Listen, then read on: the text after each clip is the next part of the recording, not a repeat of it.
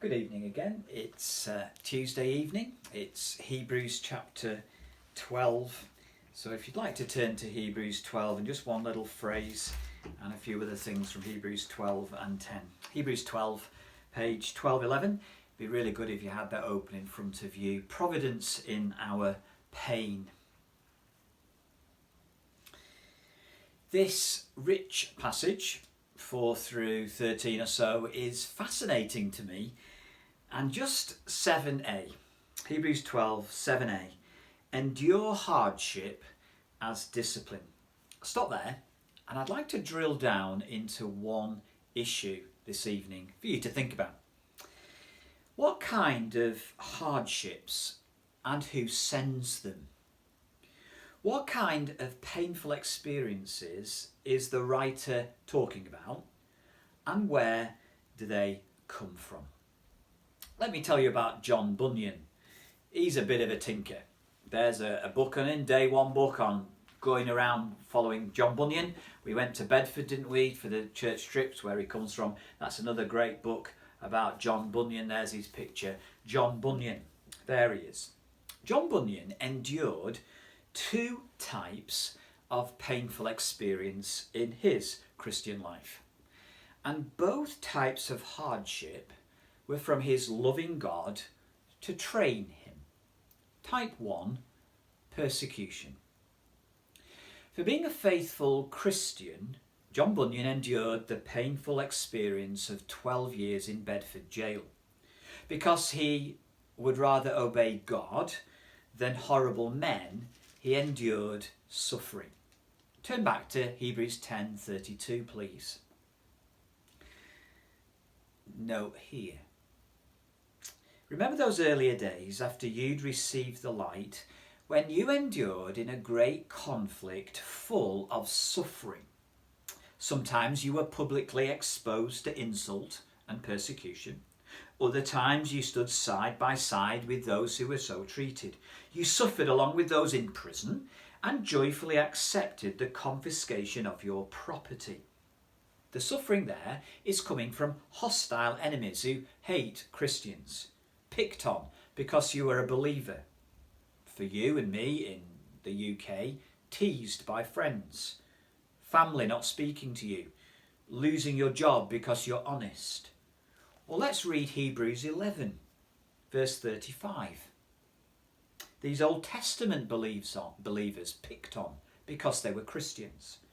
Hebrews 11:35. There were others who were tortured, refused to be released so that they might gain an even better resurrection. Some faced jeers and floggings, even chains, imprisonment. 37, put to death by stoning, sawn in two, killed by the sword. They went about in sheepskins and goatskins, destitute, persecuted, ill-treated. The world wasn't worthy of them, wandered in deserts and mountains, living in caves in holes in the ground. And then Jesus, 12:3, picked on, persecuted, crucified because he was a follower of God, because he was God himself. Picked on because he was a believer. 12:3. Consider him who endured such opposition from sinners. So the painful suffering there is persecution. So where did it come from? In the Hebrew Christian's life, in the Old Testament saint's life, in Jesus' life, in Bunyan's life, in our life. Who's doing this? You might say, duh, that's an easy answer. Verse 3 says, sinful enemies of Jesus. An evil boss for you. A family member who hates Christians. A foul judge in Bunyan's case.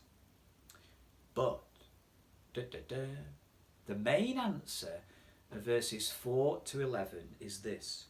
Bunyan's imprisonment, Jesus' suffering, Old Testament saints' suffering, was not ultimately from hostile unbelievers. Who is doing this painful suffering to Christians? Putting them in prison, beating them up, picking on them, picking on you. The main answer is this pain, the hardships of verse 7, are from God. This unfair treatment is from God. God is treating you as his children. God. The verses do not say God kind of looks on while the nasty judge sends Bunyan to prison for 12 years.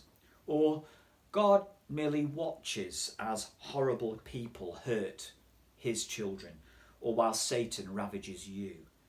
The verses do not say that then God steps in afterwards and turns evil into good. That is not what the text says. The texts say that God is training you. God is teaching us, transforming us. God has a purpose in these pains. God is not a passive observer while sinners hurt us. God is not a passive observer while Satan hurts us. No, God rules over sinners and Satan, and they, though still guilty, fulfill his wise and loving fatherly plans for our training. There are some Christians who will not believe this. They will say, God is not in charge when Bunyan is sentenced unfairly to 12 years in prison simply for being a faithful preacher. Christians they kind of say, God has given the world over to Satan. It's Satan who's doing it. Or God has given it over to man's free will. It's man who is doing it. God has no part to play in it. But that is not what this passage of the Bible teaches. The persecution and hostility of sinful people is real and guilty. They are guilty. But it is also the painful, loving training of our Father in heaven. God is not coming to John Bunyan afterwards while he's in prison and kind of saying, John, I couldn't stop them putting you in prison, but I can now turn this out for your good, John. No. Just think of a doctor in A&E. The doctor who sews you up after the accident. The doctor repairs the lacerations. The doctor never planned the accident. The accident was out of the doctor's control. The doctor just makes it better afterwards. God is not an A&E doctor making it better afterwards. No. Think of God as the surgeon. The surgeon sees that you need surgery to make you better, to make you healthier, to take bad stuff out of your life. The surgeon plans the painful surgery for our God using the painful scalpel. That's what God is like. He's the surgeon planning the pain. And that's very hopeful. John Bunyan in prison was not an accident. God planned John Bunyan to be unjustly sentenced to prison for his training. God planned for unfair treatment for you and for me as Christians. This passage makes it clear that even the sinful hating persecution of a Christian is ultimately from God, our loving Father, to train us. But I've been asking myself this: are other painful experiences also from God, our training? Is that in the passage? Think of type 2 painful experiences for John Bunyan and for us. And I want to argue that they are sent by God to train us. Bunyan suffered much, as most people suffered in the 1600s in England. He had early deaths. His mum died when he was 13. His first wife died in her early 30s. His second wife and him lost a child young while he was in prison. His precious daughter Mary was blind. John Bunyan was ill most of the time, like most people were in the 1600s, and he was poor. Where did all these hardships come from that happen to everyone? It's the same answer. The hostility of sinners is from God, and the hazards of life are from God for our training. And I've been helped by Piper in thinking through this, and in this passage, this teaching is taught in many other passages, 2 Corinthians 12, in Job, in the life of Jesus, and many others. But I think it's also implied in this passage too. Which is harder to attribute to God's loving purpose for our training? Think of the hostility of sinful people against a Christian, or the destruction of your home in a natural disaster like a hurricane. The hostility of sinners is more difficult to attribute to God's hand, to God's design, isn't it? Both of the events, the hostility and the hurricane, cause pain. But in the case of the hostility of non-Christians against the Christian, you've got the added difficulty that humans' evil wills are involved. In the hurricane, obviously, there's no human involved in it. No human agent causes the hurricane, but a human is willing the hostility against you, the Christian. So, if we say this passage teaches truly that God is governing the hostility of unbelievers against you, the believer, we therefore are also implying the lesser, that God governs natural effects, the natural things of life, the hurricane, and the harm that they bring to us are from God's loving hand. And this is what the passage teaches explicitly and implicitly. What hostile sinners and unbelievers mean for your harm, God means for your good. What unbelievers will against you as hurtful, God wills as helpful. What non-Christians, unbelievers plan for your destruction, God plans for your salvation. What they design as a deterrent to faith, God designs as a discipline for faith. And in the same way, God rules over natural things like hurricanes and sicknesses. God designs for our training. God himself says in Exodus 4:11, "Who has made man's mouth? Who makes man dumb? Who makes them deaf? Who makes man seeing or blind? Is it not I? It is I, the Lord." So I see also in this passage the teaching that God reigns over the hazards of our circumstances. God reigns over the health of our bodies. God reigns over the hostility of our enemies. God designs all of life ultimately as a loving Father's discipline. God did this for Jesus, his perfect Son. Hebrews 2:10.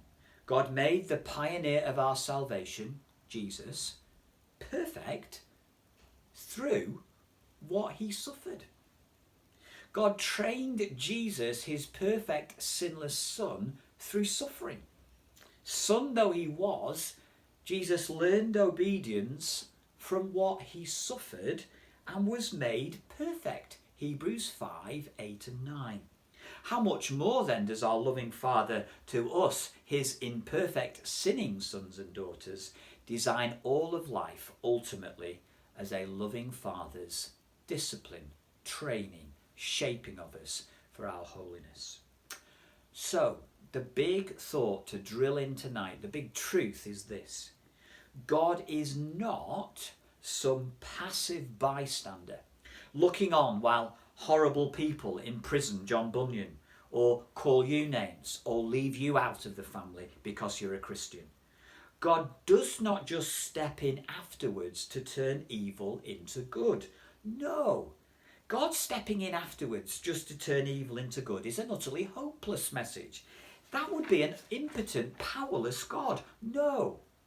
Without ever God being the author of evil, God uses wicked people in an active, intentional way in my life and yours and Bunyan's to train us with painful experiences and unfair treatment. God also sends natural disasters, ill health, the hazards of life in an active, intentional way because he loves you and I. He wants to teach us, develop us, correct us. That's what this passage is implying too. Also taught in 2 Corinthians 12, Paul's thorn in the flesh. God is the great unmoved mover who actively brings imprisonment into Bunyan's life. God is the great unmoved mover who actively brings a blind daughter into John Bunyan's life. The pain of our enemies, the pain of events, the pain of ill treatment and illness into your life and mine are sent from God because he's our Father and he loves me to bits. Verse 10, chapter 12, verse 10. God disciplines us for our good in order that we may share in his holiness. He wants us so much to be holy that verse 14, one day you will see the Lord in all his beauty and you will be perfectly holy and deliciously happy. And he makes us like that through hostility and through hurricanes. With mercy and with judgment, my web of time he wove, and always dews of sorrow were lusted with his love. Then I will bless the hand that guided and chastised. I'll bless the heart that planned, when throned where glory dwelleth in Emmanuel's